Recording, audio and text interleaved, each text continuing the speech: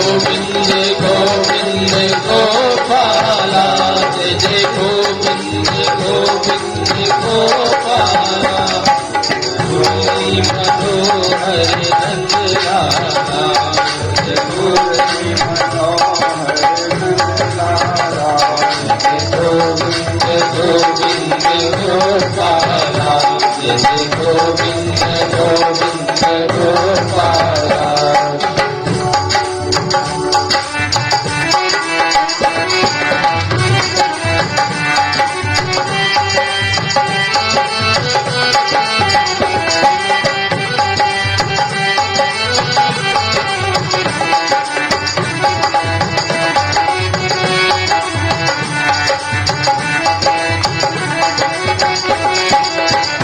जय जय गोविंद गोविंद गोपाला, जय जय गोविंद गोविंद गोपाला, जय जय मुरली मनोहर नंद लाला, जय जय मुरली मनोहर नंद लाला, जय जय गोविंद गोविंद गोपाला, जय जय गोविंद गोविंद गोपाला, जय जय गोविंद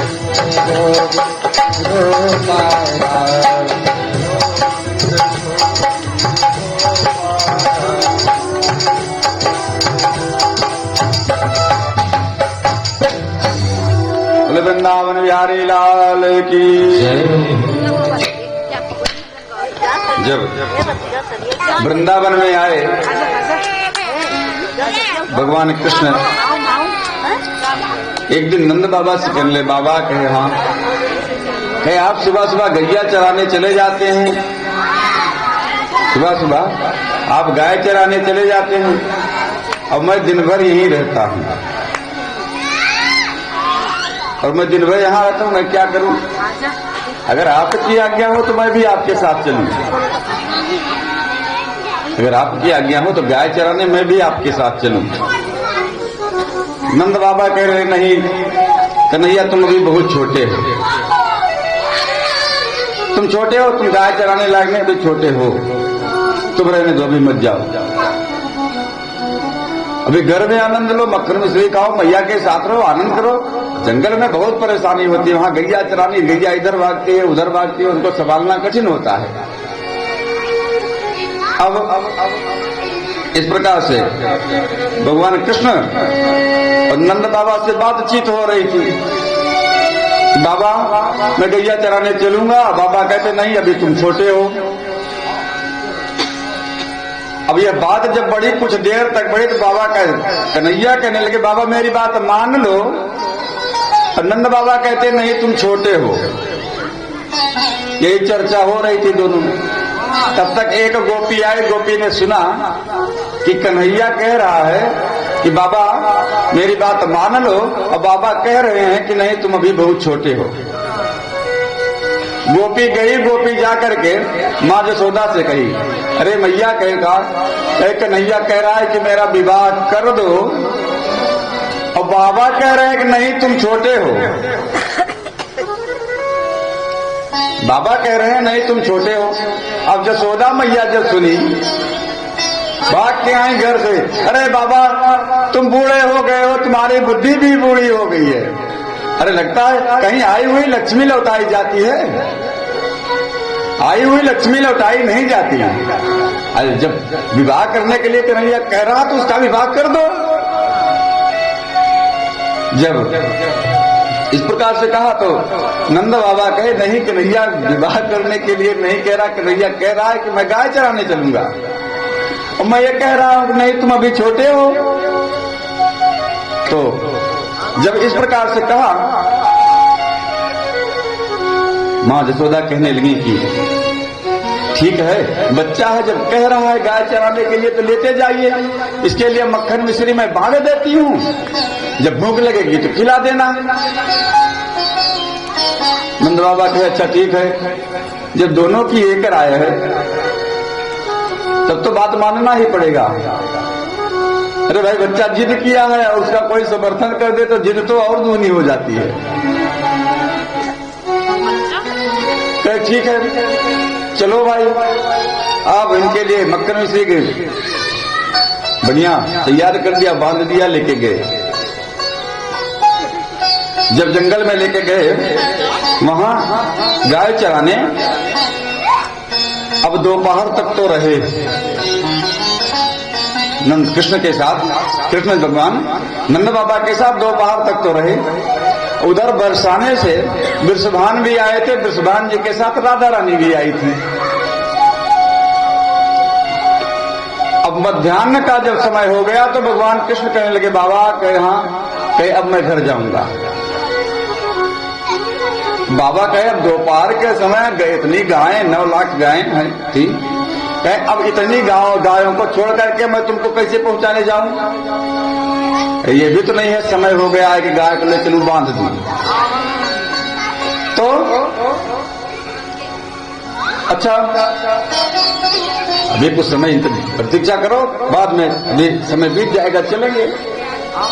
थोड़ी देर बीती तो थोड़ा समय बीता, जब समय बीता तो फिर कहने नहीं बाबा मैं जाऊंगा, मुझको लेकर चलो पहुंचा दो। समझाए बुझाए कहे अच्छा नहीं, आप ऐसा करो, आप वृषभान जी की गैया देख लो, वृषभान जी से कह दो कि वृषभान जी हमें पहुंचा दी। जब इस प्रकार से कहा वृषभान जी से पहुंचा दें, तो नंद बाबा कहने लगे देखो वृषभान जी का घर उस तरफ है और हमारा घर इस तरफ है, उनकी गाय उधर जाएगी, हमारी गाय इधर जाएगी। अगर एक तरफ की दोनों गायें होती तब तो देखा जा सकता था, ऐसा सही संभव नहीं है। तो कन्हैया कहे कि बाबा अच्छा एक काम करो, राधा से कह दो कि हमको पहुंचा दें। राधा कृष्ण से उम्र में बड़ी थी। अब बात नंद बाबा की समझ में आई गया, हाँ ये तो ठीक है। नंद बाबा गए, जाकर के वृषभान जी से कहा अरे बच्चा जिद पकड़ लिया है, इसको घर भेजना है, तो राधा से कह दो कि भेज दे, इसको पहुंचा दे घर तक। वृषभान जी कहे अच्छा ठीक है। राधा रानी से कह रहे राधा जी जाओ इनको पहुंचा दो। और जब घर पहुंचाने के लिए कहे, भगवान कृष्ण और राधा दोनों वहां से आए, रास्ते में आए तो रास्ते में ब्रह्म सरोवर पड़ा। वृंदावन में एक ब्रह्म सरोवर है, वहां ब्रह्म सरोवर के पास जब पहुंचे तो भगवान कृष्ण अपने स्वरूप में हो गए और राधा रानी से कहने लगे, राधा रानी हे राधा तुम अपने आप को देखो, पहचानो तुम कौन हो। अब राधा रानी देखी अपने आप को, कह रहे प्रभु आप। तभी भगवान कृष्ण ने ब्रह्मा जी को याद किया। तो ये एक भजन गा लेते हैं। राधिका गोरी से ब्रज की छोरी से मैया करा दे मेरो प्यार। राधिका गोरी से ब्रज की छोरी से मैया करा दो मेरो प्यार। राधिका गोरी से ब्रज की छोरी से मैया करा दे मेरो छोरी से ब्रज की छोरी से मैया करा दो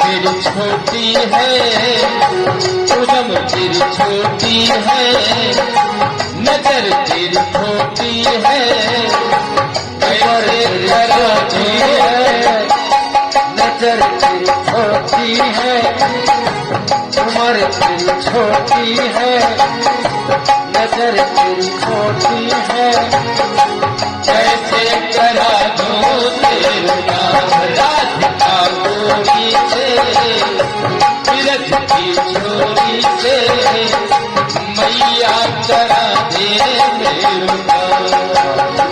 गोरी से बिरज की छोरी से मैया करा दो मिलगारी।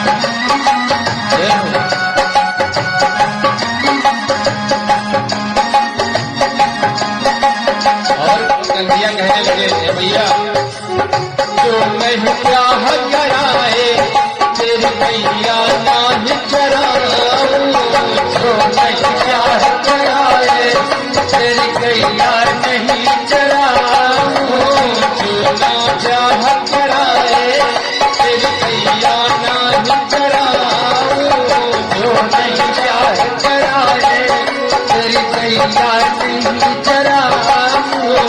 आज के बाद मेरी मैया तेरी पहली पर जाओ, आज के बाद मेरी मैया तेरी पहली पर जाओ।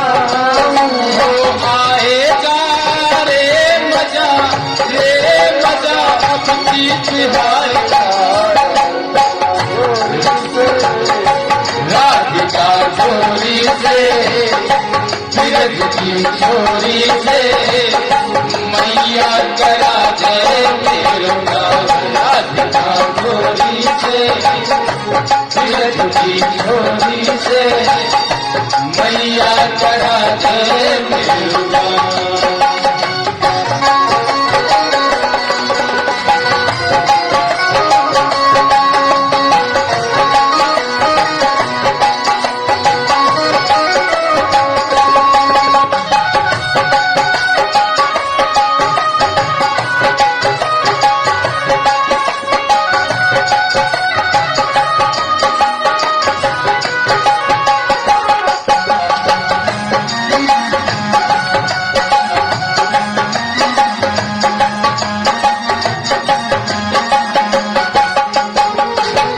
कन्हैया कहते हैं भैया वो छोटी सी दुल्हनिया जब अंगना में डोले थी, छोटी सी दुल्हनिया जब अंगना में डोले थी, छोटी सी दुल्हनिया जब अंगना में डोले थी, छोटी सी दुल्हनिया जब अंगना में डोले थी। तेरे सामने मैया वो घूंघट नहीं खोलेगी, तेरे सामने मैया वो घूंघट नहीं खोलेगी। होताऊ से क्या कहो मैं तेरे द्वार पे राधिका छोरी से बिरज की छोरी से मैया करा दे मेरा, राधिका छोरी से बिरज की छोरी से मैया करा दे मेरा।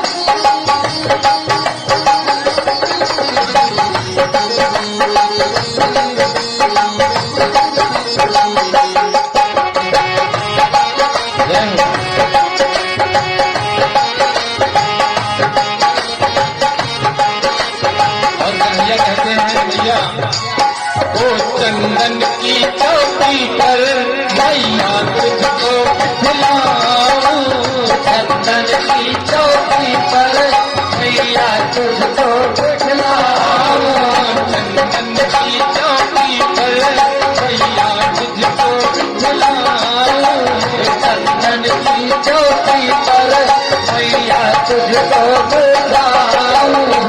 अपनी प्यारी राधा से मैं शरण तेरे जपवाऊं, अपनी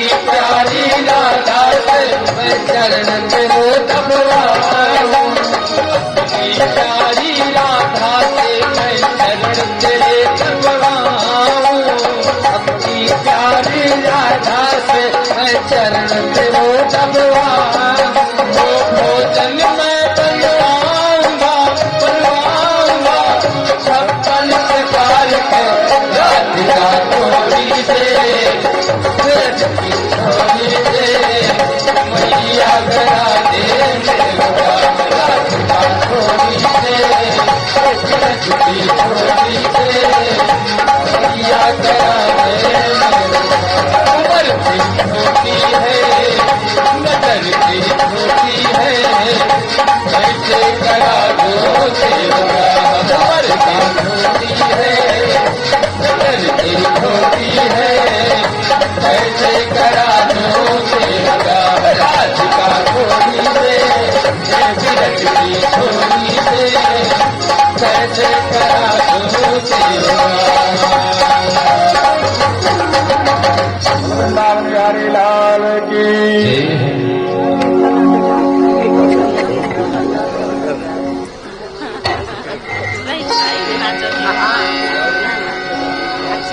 फिर अब ब्रह्मा जी ब्रह्म कुंड पर राधा रानी और ब्रह्मा जी दोनों एक स्वरूप में खड़े हैं। भगवान ने ब्रह्मा जी का ध्यान किया, ब्रह्मा जी आया और ब्रह्मा जी ने राधा का और कृष्ण का विवाह ब्रह्म सरोवर पर करवाया, जो एक रहस्य रहा, जो एक रहस्य रहा। इस विवाह को कोई नहीं जाना।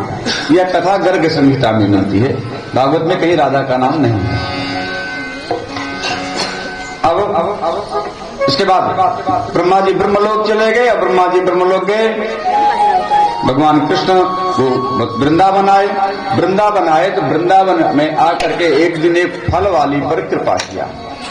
वो फल बेचने जा रही थी, जब फल बेचने जा रही थी बड़ी कमजोर थी बेचारी महिला, और रोज लेकर के फल जाती, फल बेचने के लिए फल ले लो इस प्रकार से कहती जाती। तो एक दिन भगवान कृष्ण कहे, बेचारी रोज फल बेचती है, इस पर कुछ कृपा कर देनी चाहिए। तो भगवान कृष्ण ने क्या किया, गए घर में अपने उजले में जितना धान आ सका लिए, लेकर के दौड़े दौड़े गए फल वाली के पास, कहे मुझको फल दे दो। अब फल वाली जब भगवान कृष्ण का स्वरूप देखा तो बड़ी प्रसन्न हो गई। था तो बहुत हाथ छोटा सा था, अभी लगभग 4.5-5 वर्ष की अवस्था है भगवान कृष्ण की, इससे ज्यादा की नहीं है। छोटे से हाथ में दाना लेकर के गए जब कृष्ण कहने लगे फल दे दो, बात सुन करके वो मोहित हो गई, बड़ी प्रसन्न हो गई। जितना फल ले सके कन्हैया उतना फल दिया।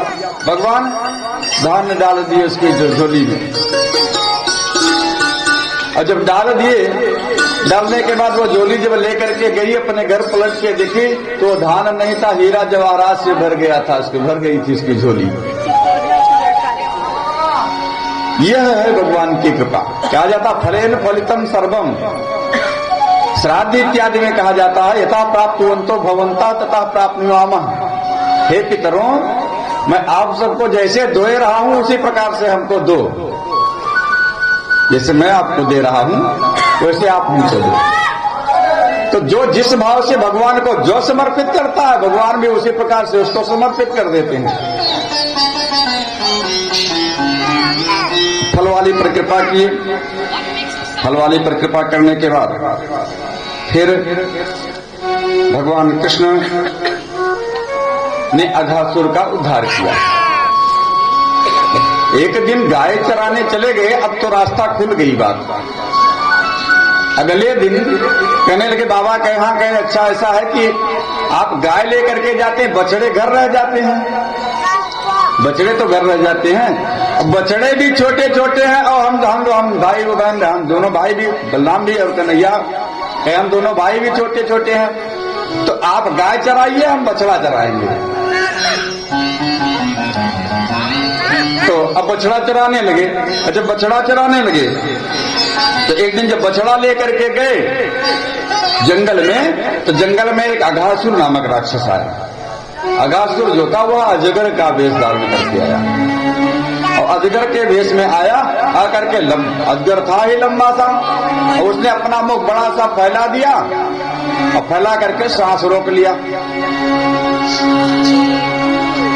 अब जब ये लोग गोप लोग भगवान कृष्ण गोप ग्वाल बाल को सखा इनके साथ जो बछड़े थे सब आए।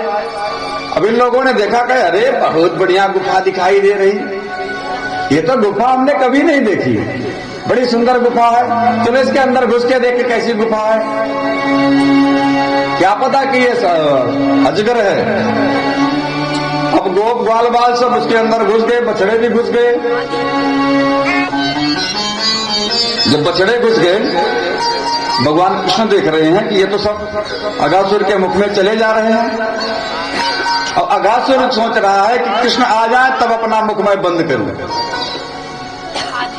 अगासुर सोच रहा है कि मैं कृष्ण आ जाए तो अपना मुख में बंद करूं।